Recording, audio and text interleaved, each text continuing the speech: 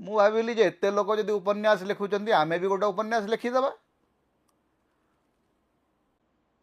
आम मतर सुजाता कार्तिक पांडियन होचंती जड़े स्वाधीन दक्ष महिला,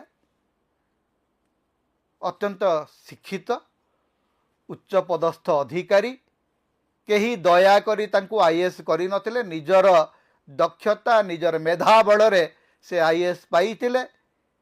24 वर्ष धरिकी भारतीय प्रशासनिक सेवारे चाकरी करिचंती, जिल्लापाल भावरे, मिशन शक्ति निर्देशक भावरे, विभिन्न सरकारी पद पदवी रे निजर प्रभाव एवं प्रतिष्ठा तैयारी करचंती।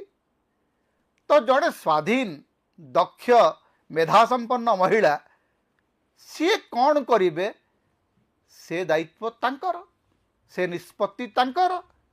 जदि से राजनीति करने को चाहूँगी करंतु, आमर कौन असुविधा अच्छी। जदि तांको बीजेडी निज दल को आनिबा को चाहूँगी आणु। तांकर स्वामी कार्तिक पांडियन ओडिशा राजनीति रे जड़े विफल चरित्र बोलिक आपण कहि पारंती।